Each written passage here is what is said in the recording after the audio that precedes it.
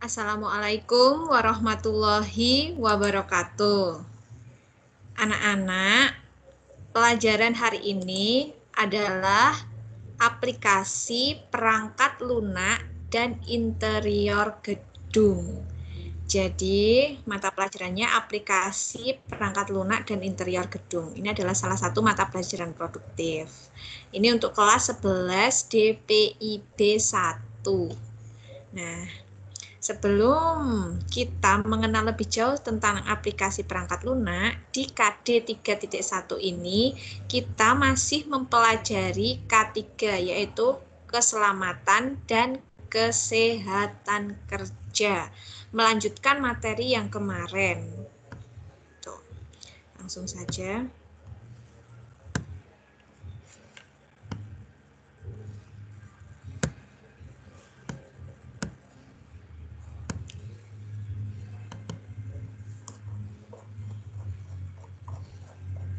Nah, materi kita hari ini adalah perlengkapan dan peralatan penunjang. Saya besarkan. Peralatan dan perlengkapan penunjang menurut Peraturan Menteri Tenaga Kerja Republik Indonesia Nomor per 05/1996 Sistem Manajemen K3, di dalam suatu perusahaan diarahkan kepada kemandirian perusahaan dan sangat bergantung dari rasa tanggung jawab manajemen dan tenaga kerja terhadap tugas dan kewajiban masing-masing serta upaya-upaya untuk menciptakan cara kerja dan kondisi kerja yang selamat. Begitu. Jadi perusahaan itu harus mandiri dalam mengurus K3 di dalam pekerjaannya. Nah, pekerja konstruksi yang patuh terhadap K3 adalah mereka yang memperhatikan alat pelindung diri atau biasanya disingkat dengan APD ketika berada di lapangan. APD terdiri dari beberapa jenis berdasarkan fungsinya.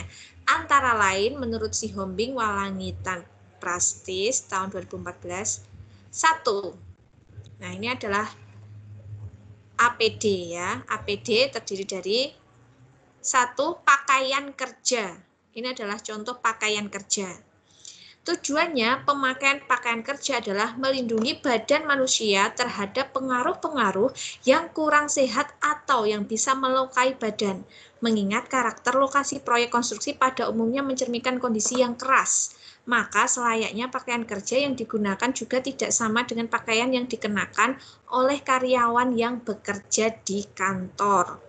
Perusahaan yang mengerti betul masalah ini umumnya menyediakan 3 pasang pakaian kerja setiap tahunnya. Jadi harusnya seperti ini. Ini adalah yang bisa menyala di dalam gelap. Gitu. Sepatu kerja atau bahasa Inggrisnya safety shoes merupakan perlindungan terhadap kaki. Setiap pekerja konstruksi perlu memakai sepatu dengan sol yang tebal supaya bisa bebas berjalan di mana-mana tanpa terluka oleh benda-benda tajam atau kemasukan oleh kotoran dari bagian bawah. Bagian muka sepatu harus cukup keras supaya kaki tidak terluka saat tertimpa benda atau saat tersandung. Ini contohnya safety shoes. Nah, kenapa? Karena melangkah kalau di lokasi proyek itu kan banyak material, apalagi banyak besi misalnya, paku, kemudian kawat bendrat, itu agar tidak tertancap ke kaki dan juga kalau tersandung tidak melukai kaki. Kacamata kerja. Nah, kacamata kerja adalah pengaman digunakan untuk melindungi mata dari debu, batu atau serpihan besi yang berterbangan ditiup angin. Mengingat partikel-partikel debu berukuran sangat kecil yang terkadang tidak terlihat oleh mata.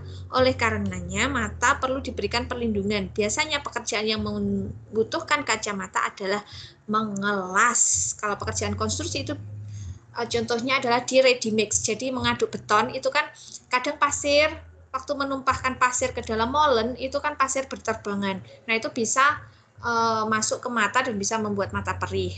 Contohnya lagi waktu menggergaji kayu, itu harus pakai kacamata agar serbuk gergajinya tidak masuk ke mata. Sarung tangan. atau hand gloves. Nah, ini contohnya sarung tangan. Diperlukan untuk beberapa jenis pekerjaan. Tujuannya sarung tangan adalah melindungi tangan dari benda-benda keras dan tajam selama menjalankan kegiatannya.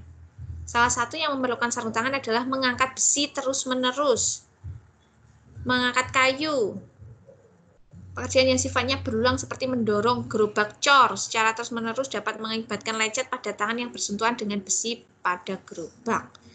Nah, ini, jadi kalau nggak pakai sarung tangan, misalnya untuk ngangkat timbo cor itu kan ada kawatnya, itu bisa tangan itu bisa terluka atau ngecap itu ya istilahnya. Helm, nah ini sangat penting sekali nih, karena kepala itu kan salah satu bagian vital di tubuh manusia, karena di situ ada otak, ada mata.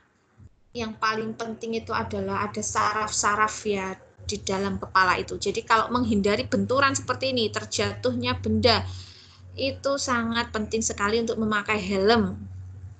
Merupakan keharusan bagi setiap pekerja konstruksi untuk menggunakan dengan benar sesuai peraturan. Helm ini digunakan untuk melindungi kepala dari bahaya yang berasal dari atas, misalnya barang yang jatuh, baik peralatan latihan konstruksi yang jatuh itu atau kedisiplinan pekerja itu bisa dilihat dari pemakaian helmnya. Gitu. Kalau jarang pekerja yang pakai helm berarti disiplinnya kurang. Padahal itu cuma pakai helm dan helmnya itu sangat ringan. Beda dengan helm INK atau helm pengendara motor ya, helm proyek ini sangat ringan. Sabuk pengaman, nah, safety belt. Sudah selayaknya bagi pekerja yang melaksanakan kegiatan pada ketinggian. Ini adalah khusus di ketinggian, itu harus memakai safety belt. Apalagi posisinya membahayakan, misalnya masang genteng, masang kuda-kuda, itu harus pakai safety belt. Fungsi utamanya adalah menjaga seseorang pekerja dari kecelakaan kerja pada saat bekerja, misalnya erection baja atau masang tower gitu ya. Jadi kalau terpleset, jatuh itu tidak langsung ke tanah, tapi ditahan oleh safety belt ini. Penutup telinga. Alat ini digunakan untuk melindungi telinga dari bunyi-bunyi yang dikeluarkan oleh mesin yang memiliki volume suara yang keras dan bising. Terkadang efeknya buat jangka panjang. Bila setiap hari mendengar suara bising tanpa penutup telinga ini, maka kadang telinga itu bisa mendengung, gendang telinganya bisa terluka, atau bahkan mungkin gendang telinganya robek, gitu. Atau sensitivitas telinga itu berkurang karena sering mendengar bunyi-bunyi yang keras. Ini contohnya pada pabrik-pabrik yang memiliki mesin yang keras, atau pada pekerjaan konstruksi yang ada mesinnya keras. Misalnya ada mesin molen itu kan karena madu beton, suaranya kan besi bertatapan dengan batu kerikil pasir yang ada di dalamnya molen, itu kan suaranya sangat keras, itu butuh penutup telinga. Selanjutnya adalah masker. Nah, masker ini kan sekarang lagi viral ya, karena kan kita sedang menghadapi pandemi virus COVID-19 yang mengharuskan atau menyarankan kita pakai masker. Nah, sebelum ada pandemi, masker ini sangat disarankan atau diperlukan bagi pekerja konstruksi. Mengingat kondisi lokasi proyek itu sendiri, berbagai material konstruksi berukuran besar sampai kecil, merupakan sisa dari suatu kegiatan, misalnya serbuk kayu, kegiatan memotong, mengamplas, mengerut kayu, itu sangat bahaya kalau kena paru-paru. Jadi kan nggak terasa tuh, misalnya waktu gergaji, nggak terasa kita menghirup udara yang bercampur dengan serbuk kayu, lama-lama bisa menginfeksi paru-paru kita, itu sangat bahaya sekali. Makanya diperlukan masker dalam setiap pekerjaan konstruksi yang berisiko terdapatnya serbuk-serbuk atau udara-udara yang tercemar. Sarana peralatan lingkungan. Selain prasarana yang digunakan dalam K3 dalam upaya mengurangi risiko kecelakaan, sarana peralatan lingkungan juga perlu demi menjaga dan upaya pengurangan risiko kecelakaan kerja, seperti tabung pemadam kebakaran, pagar pengaman, penangkal petir, pemeliharaan jalan kerja dan jembatan kerja, jaringan pengaman pada bangunan tinggi, serta pagar pengaman proyek. Nah, Demikian penjelasan singkat tentang APD, macam-macam APD atau jenis-jenis APD atau alat pelindung diri.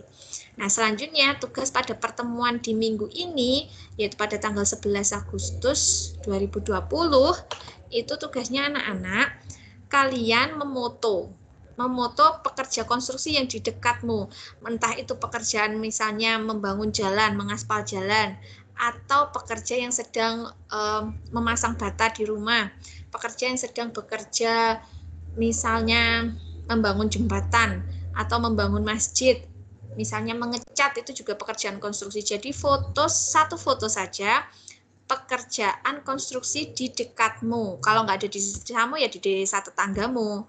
Nah, ini contohnya. Kamu foto seseorang yang sedang bekerja konstruksi, misalnya ini memasang bata. Soal pertama, foto pekerjaan konstruksi, ini fotonya.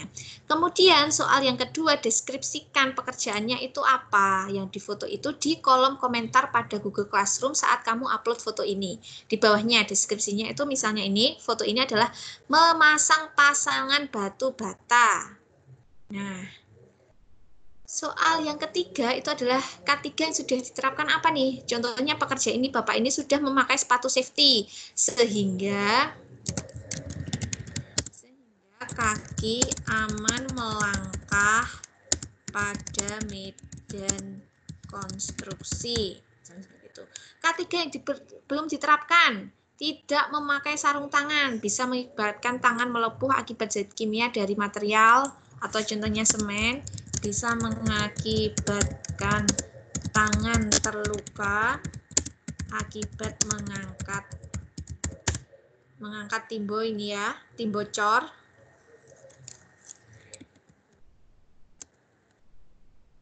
Helm, tidak memakai helm.